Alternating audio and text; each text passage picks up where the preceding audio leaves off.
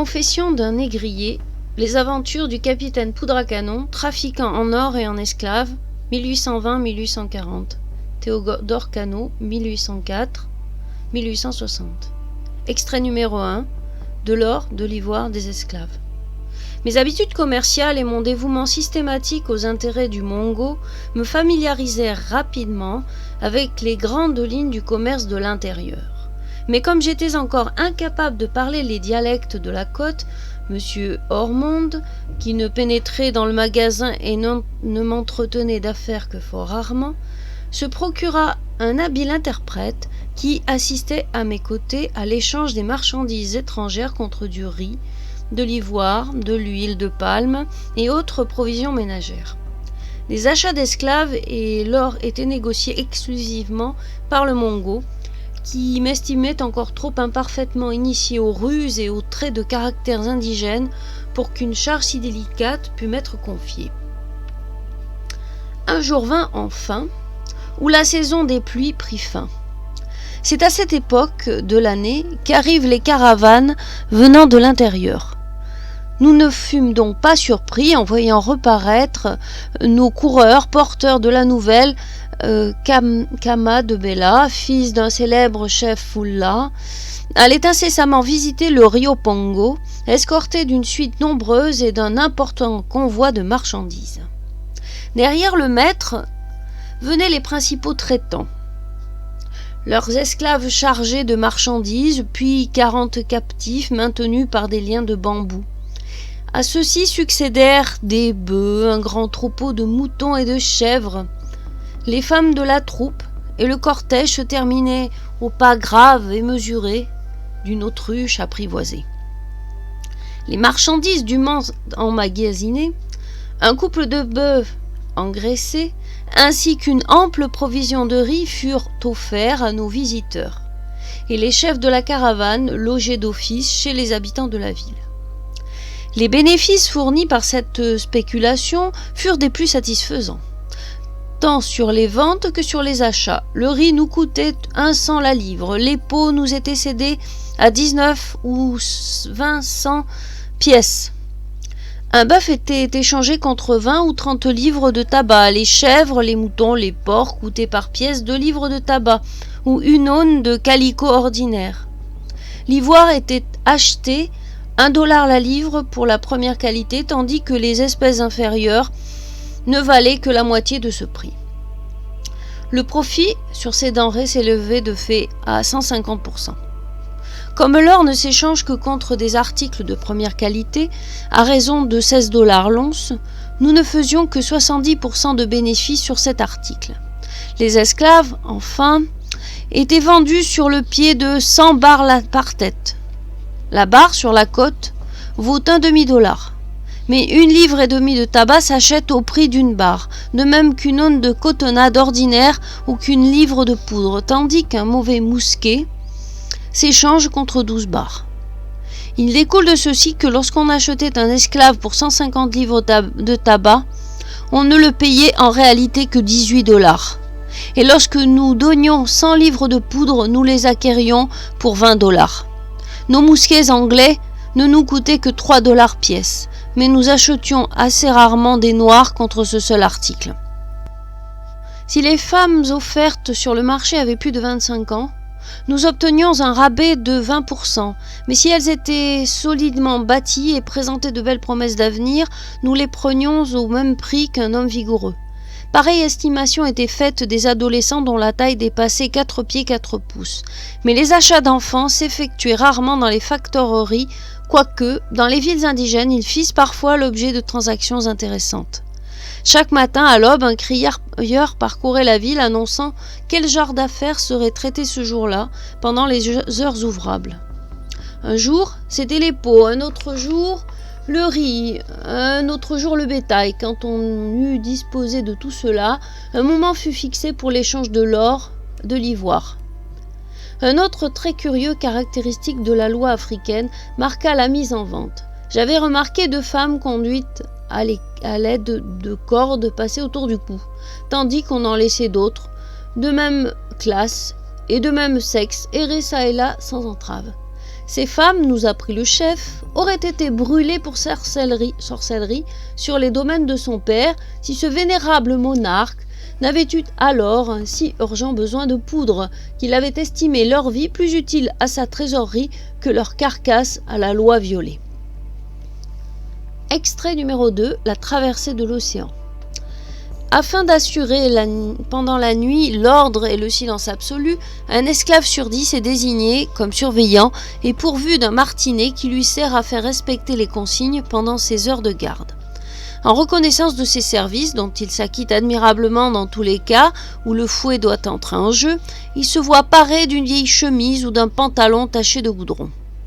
Parfois, des billots de bois sont distribués aux dormeurs, mais ce luxe n'est jamais accordé tant que les nègres n'ont pas fourni des preuves de leur bon caractère, car, fort souvent, les esclaves se trouvent encouragés à la mutinerie par la possibilité de se faire une arme de cet oreiller sylvestre. Beaucoup, sans doute, parmi mes lecteurs estimeront fort barbare de faire coucher des esclaves nus sur des planches, qu'ils me permettent de leur apprendre que les indigènes africains ne sont pas accoutumés à l'usage de lits de plumes et que, dans leur patrie, les hommes libres et riches sont seuls à s'offrir le luxe d'une simple natte ou d'une peau d'animal. Chez les chefs des mandingues, les plus industrieux et les plus civilisés des Africains, les lits et les divans sont remplacés par des estrades de terre battue recouvertes de peaux en guise de coussins et sur lesquelles des bûches de bois tiennent lieu de traversin. À mon avis, les nègres transportés n'éprouvent couchés sur des planches qu'une gêne fort légère. On veille avec soin à l'aération, sur les négriers, les panneaux, les cloisons sont à claire-voie et de plus, des ouvertures pratiquées en divers points du pont facilitent encore la ventilation.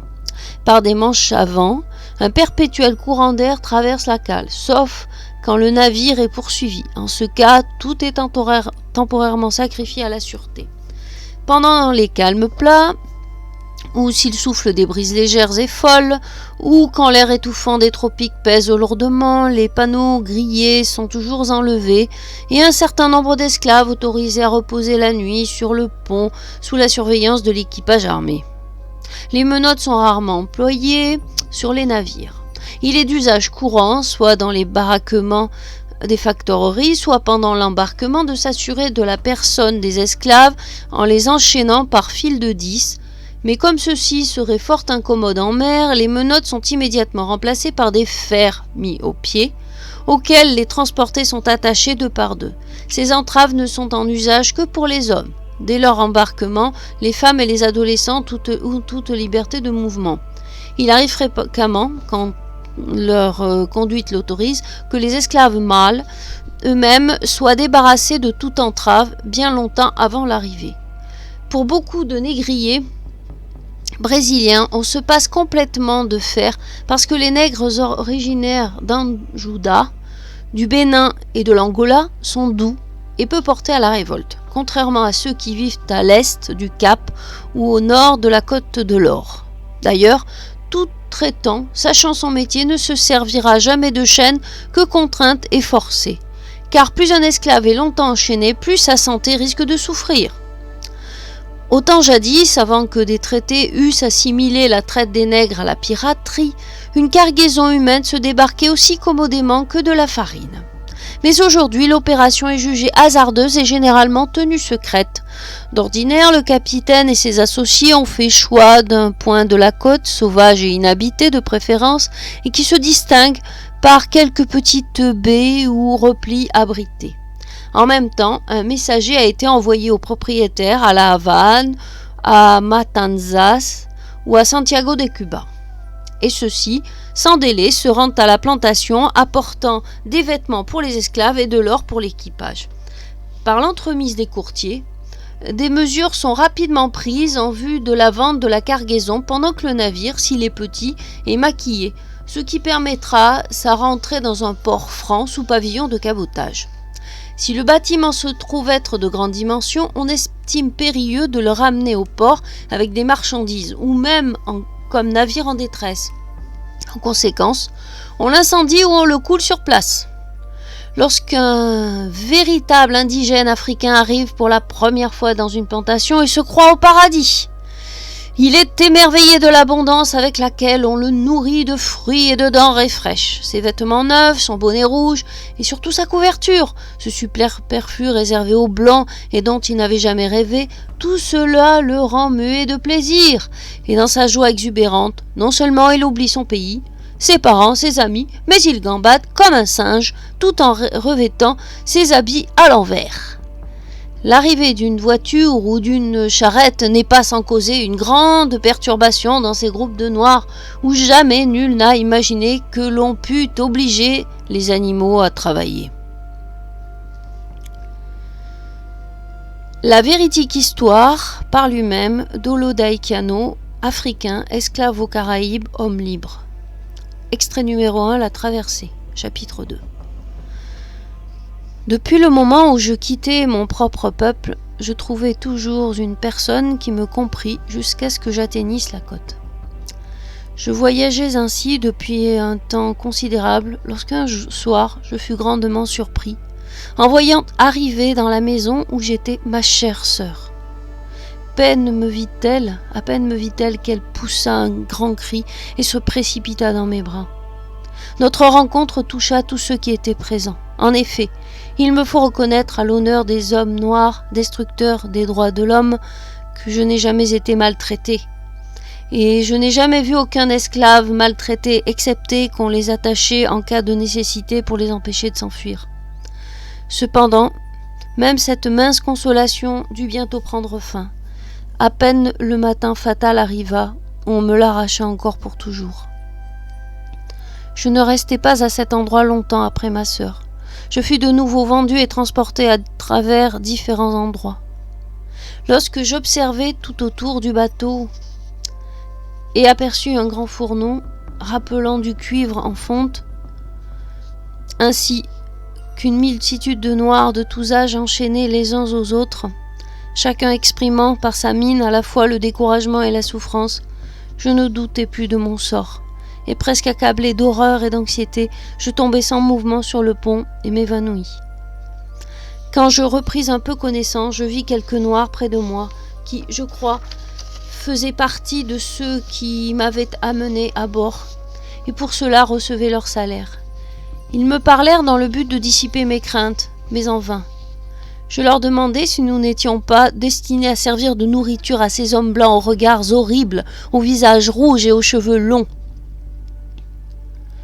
Après cela, les Noirs qui m'amenèrent à bord s'en allèrent, m'abandonnant au désespoir.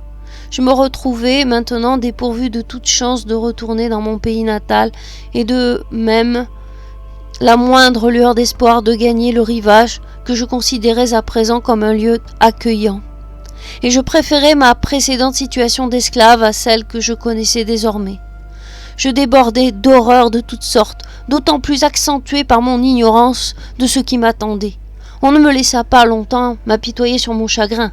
Très vite, on me plaça sous les ponts, où mes narines reçurent un tel salut que de toute ma vie je n'avais jamais connu de telle sorte qu'entre les particularités répugnantes des odeurs nauséabondes mêlées à des pleurs, je me rendis si malade et si faible que je n'avais ni la force de manger, ni le moindre désir de goûter à quoi que ce fût.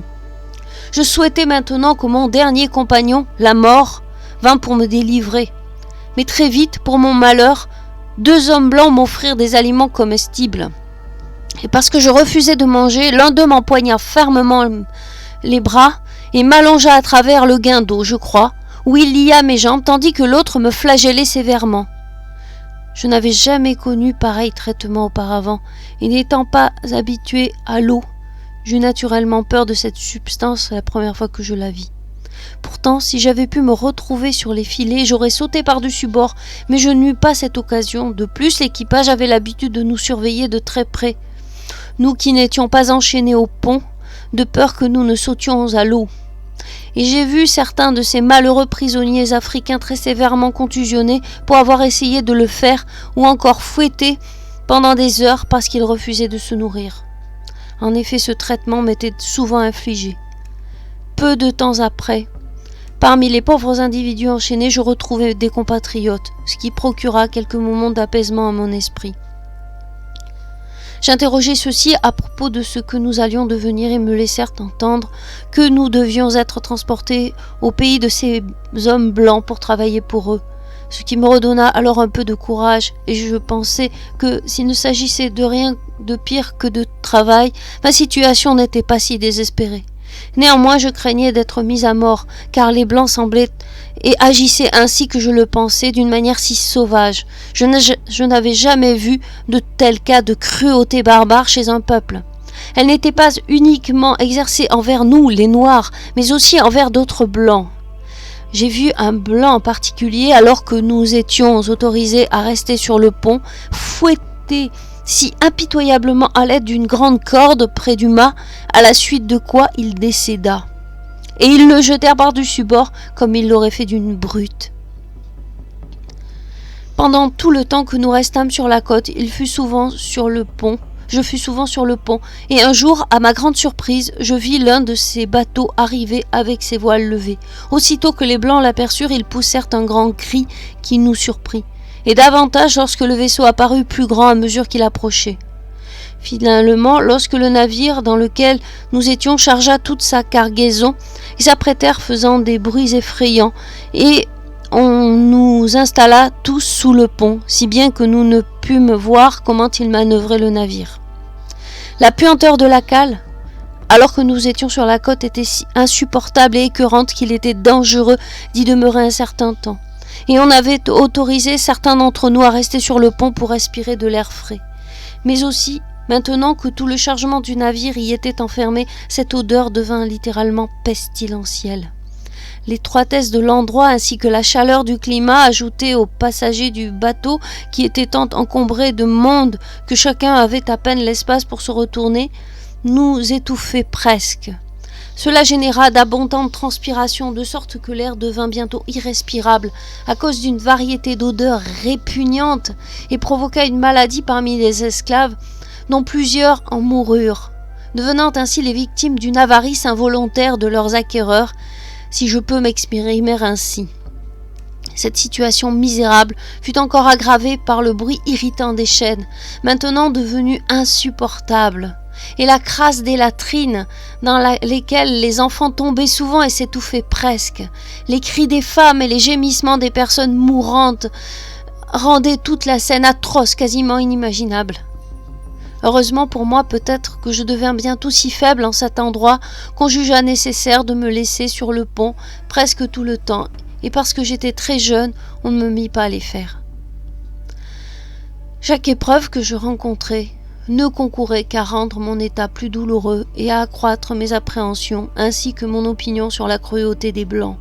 Un jour, ceux-ci pêchèrent une grande quantité de poissons, et après les avoir tués et mangés autant que possible à satiété, à la surprise de ceux d'entre nous qui nous trouvions sur le pont, au lieu de nous donner le reste des poissons pour manger, tel que nous l'escomptions, ils le rejetèrent à la mer, bien que nous mendions et priions autant que possible pour en avoir un peu, mais en pure perte. Et certains de mes compatriotes, tourmentés par la famine, profitèrent d'une occasion lorsqu'ils croyaient que personne ne les voyait pour essayer d'en attraper en secret. Mais on les attrapa et cette tentative leur valut de très douloureux coups de fouet. Un jour, alors que la mer était calme et le vent modéré, 2 de mes compatriotes fatigués, qui étaient enchaînés l'un à l'autre, je me trouvais près d'eux à ce moment-là, préférant la mort à une telle vie de misère, passèrent à travers les filets, tant bien que mal, et sautèrent à la mer. Aussitôt un autre individu, plutôt abattu, qui à cause de sa maladie fut autorisé à être déchaîné, suivit également leur exemple, et je crois que beaucoup d'autres auraient bientôt fait de même, s'il n'avait pas été empêché par l'équipage du bateau qui fut d'emblée alerté. Toutefois, 2 pauvres malheureux se noyèrent, mais ils eurent l'un d'entre eux, et par la suite le fouettèrent sans pitié pour avoir ainsi essayé de choisir la mort plutôt que l'esclavage. Ainsi avons-nous continué à subir plus d'épreuves que je ne peux raconter ici, des épreuves qui sont indissociables à ce maudit commerce. À plusieurs reprises, nous frôlâmes l'étouffement par manque d'air frais, car nous en étions souvent privés pendant plusieurs jours successifs. Cela, ajouté à la puanteur des latrines, emporta plusieurs individus. Enfin, nous vîmes apparaître l'île de la Barbade, ce qui incita les Blancs, à bord, à pousser un grand cri tout en nous faisant de grands signes de joie. Plusieurs marchands et planteurs montèrent à bord, bien qu'il fût nuit. Ils nous divisèrent en différents groupes et nous examinèrent attentivement. Ils nous demandèrent aussi de sauter, puis indiquèrent la terre du doigt, ce qui signifiait qu'on devait s'y rendre. Cela ne faisait pas plusieurs jours que nous nous trouvions sous la garde du marchand lorsqu'on nous vendit de nouveau, d'après leur manière habituelle, qui est la suivante. Au signal donné, tel que le roulement d'un tambour, les acheteurs accourent dans l'enclos où les esclaves sont massés et choisissent le lot qu'ils préfèrent. Le bruit et la clameur avec lesquels cette scène se déroule, ainsi que la convoitise visible sur les visages des acheteurs, ne contribuent pas peu à amplifier les appréhensions des Africains terrifiés. De ce fait, sans scrupule, des familles, des amis sont séparés. La plupart d'entre eux ne se reverront plus jamais. Extrait numéro 2. À cause de ce traitement aimable, je finis effectivement de m'appliquer à me calmer. Et grâce au courage, bien que sans le sou, je décidai de faire face à tout ce que le sort me réserverait. Monsieur King me demanda bientôt ce que j'étais capable de faire. Il ajouta qu'il ne songeait pas à me traiter comme un simple esclave. Je lui dis que je connaissais un peu la vie de marin et que je savais très bien raser et coiffer les cheveux, que je savais raffiner le vin, chose que j'avais apprise à bord du navire où je l'avais souvent fait, et que je savais écrire, et que je comprenais passablement l'arithmétique jusqu'à la règle de 3. Il me demanda alors si je savais mesurer, et comme je répondis que je ne savais pas, il dit que l'un de ses commis devrait m'apprendre à jauger. Monsieur King négociait toutes sortes de marchandises et possédait entre 1 et 6 commis. Il chargeait plusieurs navires par an, particulièrement à Philadelphie où il était né, et où il était en contact avec une grande maison marchande. En outre, il possédait plusieurs vaisseaux et des caboteurs de différentes tailles qui partaient souvent à travers l'île, et d'autres amassaient du rhum, du sucre ainsi que d'autres marchandises. J'appris à très bien tirer et diriger ces canots, et ce travail difficile, qui fut le premier qu'il me confia, fut également mon emploi régulier pendant les saisons du sucre. J'ai ramé en canot, je me suis escrimé sur les rames d'1 à 16 heures par jour, tandis que je gagnais 15 pence sterling par jour pour vivre, bien que parfois je n'eusse que 10 pence. En particulier, je connaissais un de mes compatriotes qui, à l'occasion, m'apporta tout le salaire quotidien qu'il avait gagné, et bien qu'il l'apportât le jour même à son maître, il fut pourtant plaqué au sol pour sa prétendue négligence et était juste sur le point de recevoir 100 coups de fouet si un monsieur n'avait pas supplié d'en noter 50. Ce pauvre homme était très travailleur. Grâce à sa frugalité, il avait épargné tant d'argent en travaillant à bord des bateaux qu'il avait amené un homme blanc à lui acheter une barque à l'insu de son maître. Peu après avoir eu cette petite propriété, le gouverneur eut besoin d'une barque pour transporter son sucre dans différentes parties de l'île. Et sachant cette embarcation appartenir à un nègre, il la saisit pour lui-même et refusa de payer un sou à son propriétaire. Sur ce, l'homme alla trouver son maître pour se plaindre de l'acte du gouverneur, mais la seule satisfaction qu'il reçut fut de se voir maudire sincèrement par son maître, qui lui demanda comment l'un de ces nègres avait osé acheter un canot. La dernière guerre fut en faveur de ce pauvre homme nègre qui trouva un moyen d'échapper à son maître chrétien.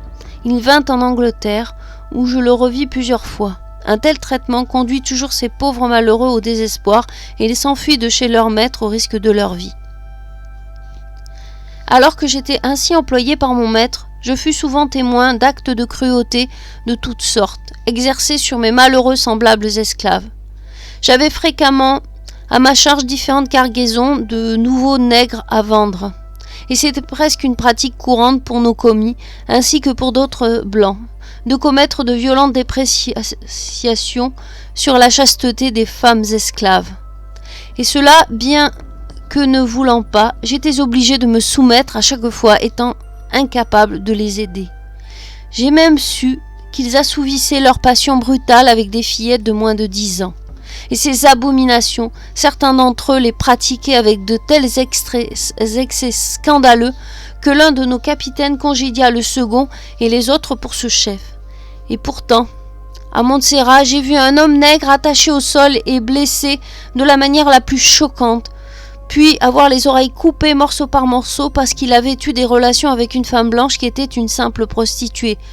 Comme si cela ne constituait aucun crime pour les Blancs de voler la vertu d'une innocente fille africaine. Mais ce qu'il y avait de plus abominable pour un homme noir, c'était tout bonnement d'assouvir une passion naturelle, alors que la tentation venait d'une personne d'une couleur différente, bien que les plus abandonnées des femmes de son espèce.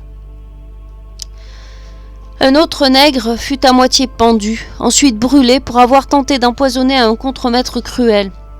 Ainsi, à cause des cruautés incessantes, les pauvres misérables sont d'abord poussés au désespoir puis assassinés parce qu'ils gardent toujours en mémoire beaucoup de choses de la nature humaine au point de souhaiter mettre fin à leur misère et se venger contre leurs tyrans.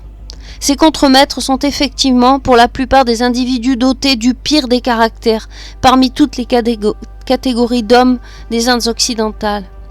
Ils n'ont aucun respect pour la situation des femmes enceintes, ni la moindre attention à l'habitation des nègres des plantations. Leurs huttes, qui devraient être bien couvertes, et l'endroit où ils se reposent un peu sec, sont généralement des cabanes ouvertes construites dans des endroits humides, si bien que, lorsque les pauvres créatures rentrent épuisées des corvées de la plantation, elles contractent différents maux, parce qu'elles sont exposées à l'air humide dans cet état inconfortable, tandis qu'elles sont chauffées et leurs pores sont ouverts. Cette négligence rejoint certainement bien d'autres pour causer la baisse des naissances ainsi que la durée de vie des nègres adultes. Même à la Barbade, malgré les exceptions d'humanité dont j'ai fait mention, ainsi que d'autres auxquelles je suis accoutumé, qui font à juste titre citer cette île comme un endroit où les esclaves reçoivent le meilleur traitement et ont besoin de moins de recrues parmi toutes les îles des Indes occidentales, cette île a pourtant besoin de 1000 nègres chaque année pour maintenir le stock original, qui n'est que de 80 000 personnes. Si bien que la durée totale de la vie d'un esclave peut être estimée à cet endroit à 16 ans. Et pourtant le climat ici est à tous les égards le même que celui d'où ils sont arrachés, sauf qu'il est plus sain.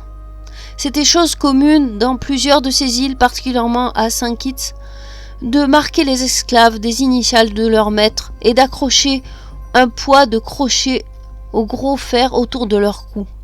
En effet, lors des occasions les plus insignifiantes, on les surchargeait de chaînes, et souvent des instruments de torture y étaient ajoutés. La muselière de fer, les poussettes, etc.